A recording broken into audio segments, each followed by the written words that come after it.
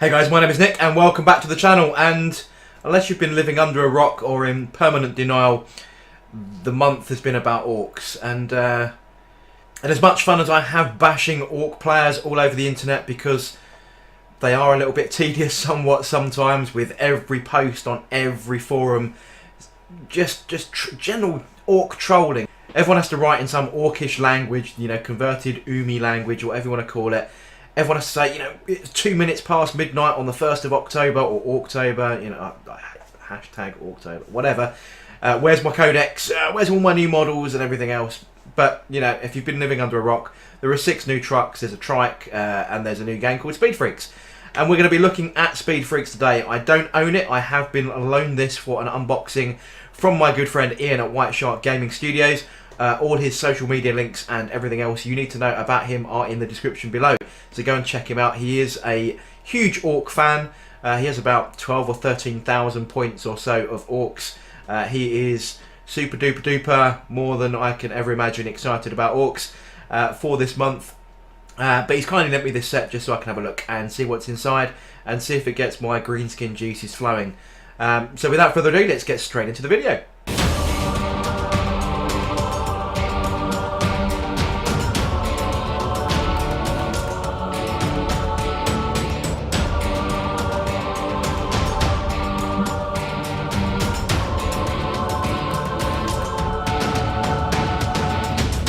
So here it is then, guys. This is the wonderful new Speed Freaks box, still in its shiny cellophane. I do like to do my unboxing straight from brand new rather than, you know, magically edit all the bits together.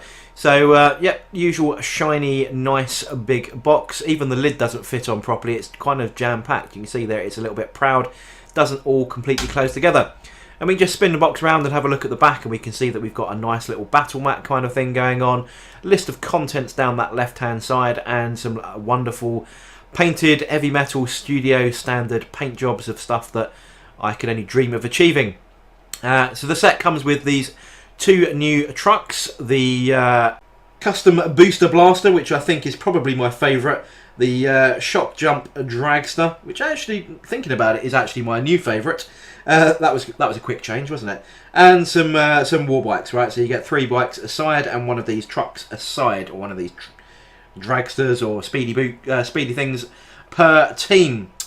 So we'll just rip into this. I know it's a little bit tedious watching me cut open this, but I'm trying to be really careful because this isn't my set, and I do have to hand it back to Iain tomorrow. So being especially careful because it isn't mine. So once we get this wonderful wrapper off, that glare suddenly disappears, even though the box is still quite shiny. The artwork is really impressive, right? Orks have always made for good artwork, no matter whether you're a fan favourite of their background or how they play in games or anything. They have been a protagonist of the 40k universe for a very, very long time. In fact, my first ever Citadel models were Orks. When the first edition of Blood Bowl ever came out, I've got these really old school metal orcs. I think I've got them in a box somewhere. Maybe I should do a nostalgia trip down the road. So it's not like I'm an anti-orc person. They were my first foray into the Citadel universe. So once we open the box, then we've got a whole bunch of coloured plastic. We've got a yellow set of frames and a red set of frames, and then some brown terrain frames as well.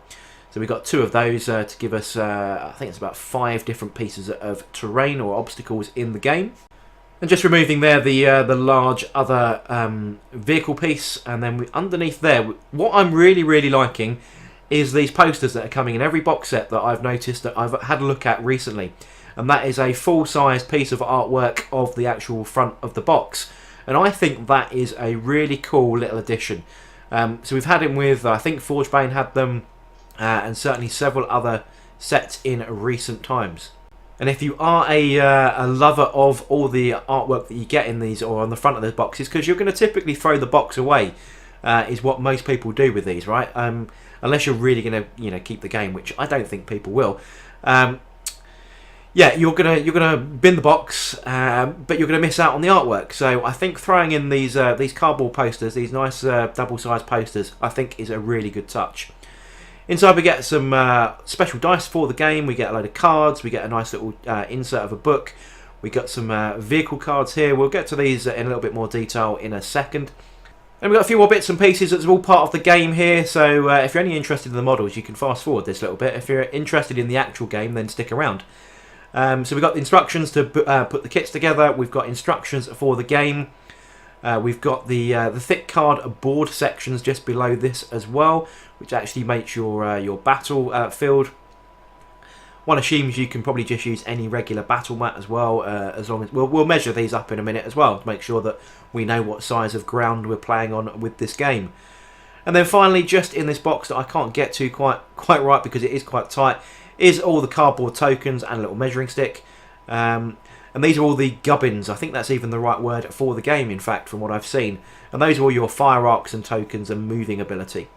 So let's look at the terrain pieces themselves. Now these are the obstacles in the game, but I think this is the first time certainly in a long time, we've seen some new orc terrain. I think there were some barricades a fair while ago, which were orc-ish enough. But it's good to see, you know, it's basically Imperium scraps really, which is traditionally what orc terrain is made out of. And we've got 2 lumps of this, and it's kind of crashed vehicles and wheels and tyres and engine and just general scrap to make up obstacles. I think it's good. I do hope we have some more orc terrain on the way. So let's take a look at the red frames first then. So what we're going to get is 3 warbikes. Now these warbikes are quite an old model. They're not the oldest warbiker model. They were given a bit of a refresh a little while ago to make these sort of elongated trike style, dragster style bikes, right? These were given a bit of a refresh. Now note there are no numbers on any of the frames for the components. However, they are a little bit idiot proof, and you have the instruction manual. But if you're looking for, you know, component 1, component 2, as you build kits like this and you're used to building that, note that these don't have them, but they are relatively simple. So don't be put off by it. And what you do get is you get that big ooze chopper, you get a power claw, so you can make a knob on a bike out of it. But it is a relatively old kit, so but all the parts are, you know, interchangeable, right? The guns and crew will fit on any of the types of bike, even though they do vary slightly. And you can have guys that have you know, only one hand on the handlebars, and you do trim the handlebars down just to, depending on the type of riding style that you want to put on there. But you do get all the cool weapons for that orc knob to go on here, which is cool to see. But these exactly are the old kits that you've seen and know and love from before. I don't think there's actually anything wrong with these warbike kits, even though they are a little bit old.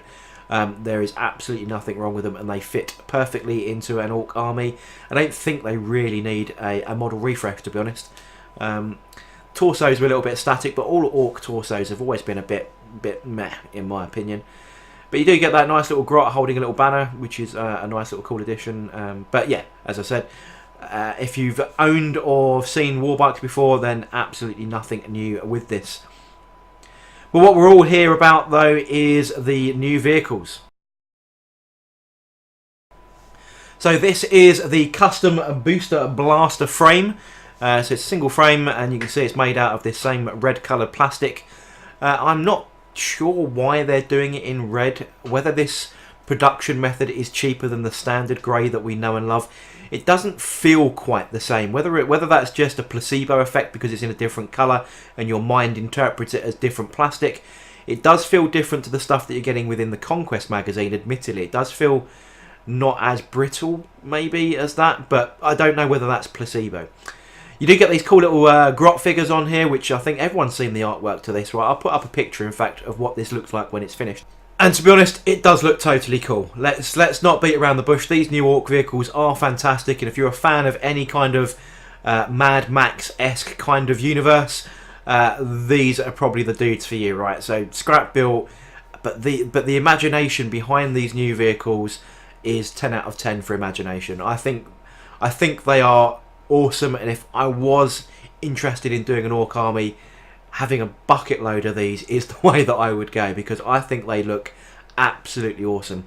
Especially the paint jobs they've done on them are really crisp as well. So maybe that's helping, you know, my inner sales weaknesses, as it were. But let's look at the yellow frames then. So what we're going to get is 3 absolutely identical sets of warbikers, even though they've been cut out off of the frame slightly differently to the red one. So don't be put off if your box does this as well. But basically you can see that there's 3 half frames, and half the frame is on its own, and then there's 2 that are bolted together.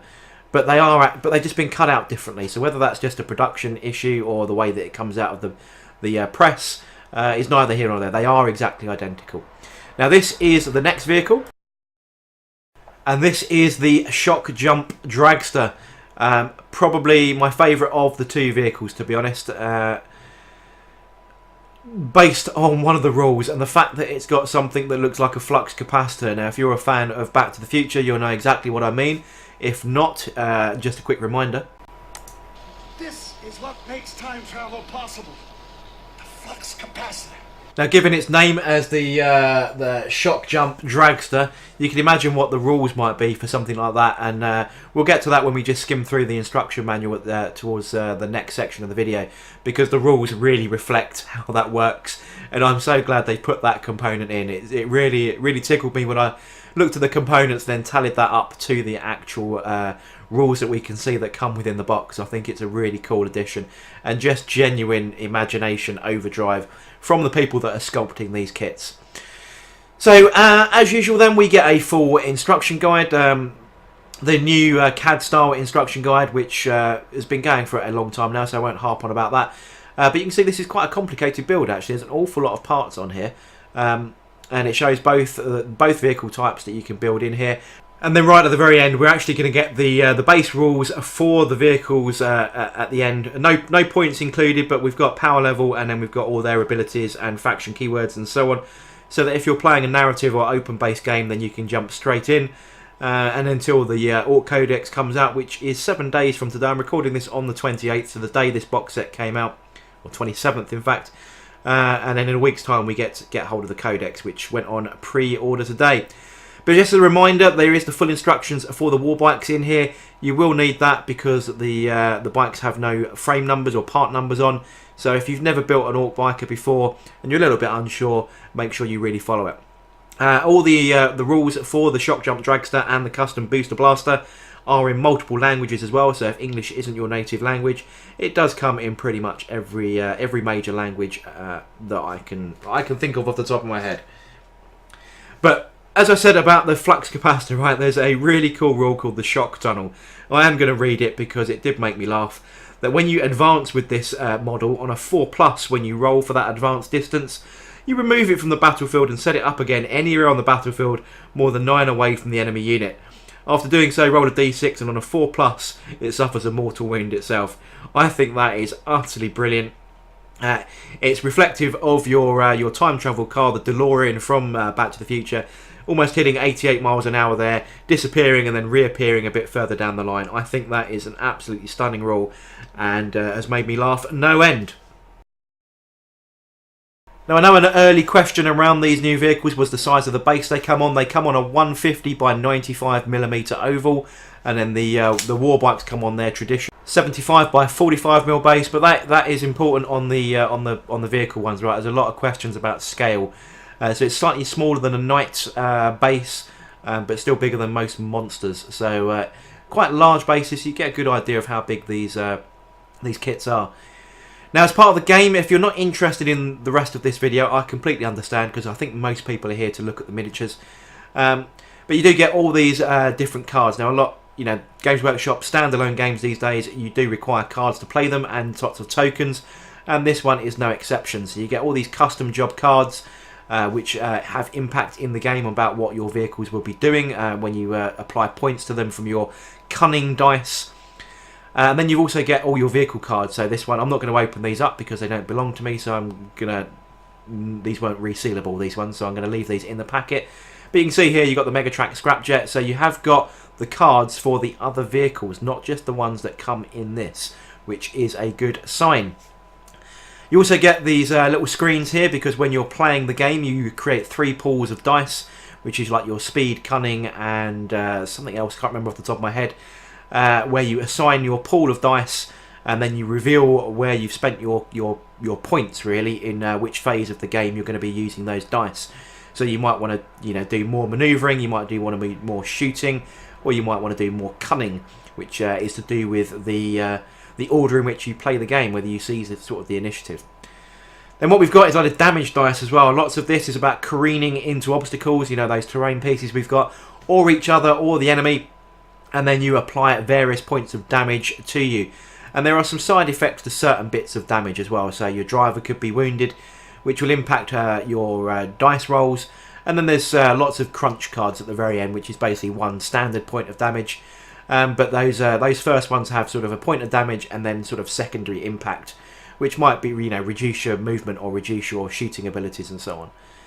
But we can pick all that up in the main books here. You've got the speeding phase, cunning phase, and shooting phase, and fighting phase, and all those other phases. How to set the board up, you know, and some various sort of intro games to get you going, and some advanced and additional rules.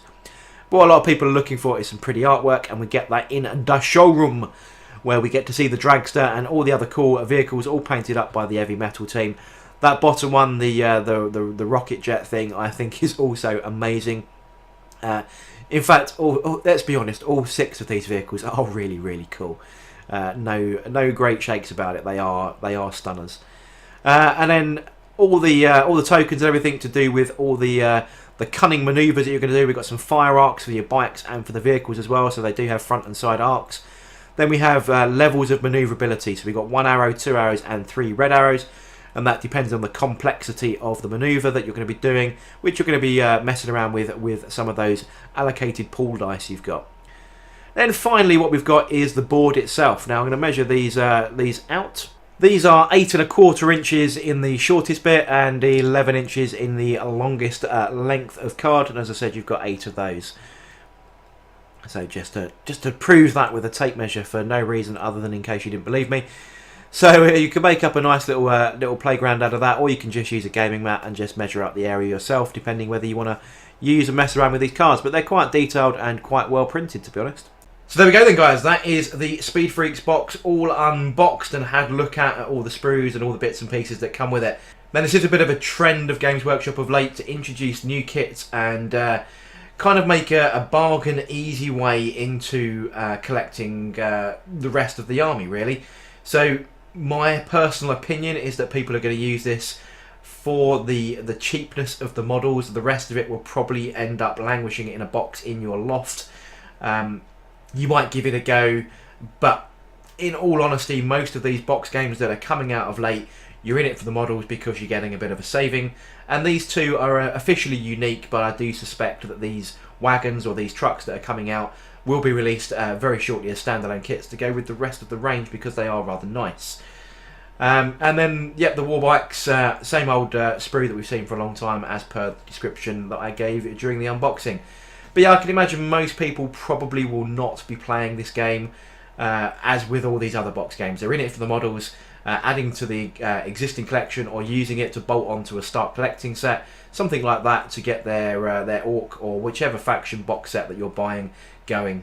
So that's my personal opinion. Is it worth 90 quid? No, I don't think it is. But you can get it for 20 to 25% off at a independent, and that's probably a bit more realistic, right? Most of my purchases tend to be that way. When I'm spending this kind of cash, I will tend to go to an independent more than I will to my local shop. But if you're playing it as a standalone, yeah, you're getting all the tokens and everything else. But as I said, I think realistically, you're in it for the models, add them to your normal collection and play 40k with them. But I'd love to hear from you guys in the comment section. Prove me wrong. Are you playing this game as a standalone, or are you in it just for the models? If you've gone ahead and bought it, that is. Are you in it just for the models, just to add to either a brand new Ork army or an existing Ork faction where you really want those new vehicles to update those really 20-odd-year-old vehicles that you're still playing with? I'd love to hear from you. I mean, looking at the base price now, the war bikers for 3 war bikes, which have just gone on pre-order, which they've been out forever. They've obviously been reboxed and rebranded recently, along with several other kits from the Ork faction. They're £24 for 3, recommended retail at a GW price. So you've got 48 quid's worth of bikes already in here. That gives you another £52 worth of content with all the tokens and the 2 new vehicles. So from a model perspective, it's, you know, you've got those vehicles at £56 for 2, or £52 for 2. So what's that, £26 each. But I'd love to hear from you in the comment section below what you think of the Speed Freaks kit, and whether you're actually going to play the game, or all that stuff is going to go, all that other gump is just going to go in a drawer somewhere with all your other box game gumph, and you're just going to keep the models and add to your faction. But yeah, if you enjoyed this video and you learned something new, don't forget to like, comment and subscribe, and I shall catch you guys on the next video.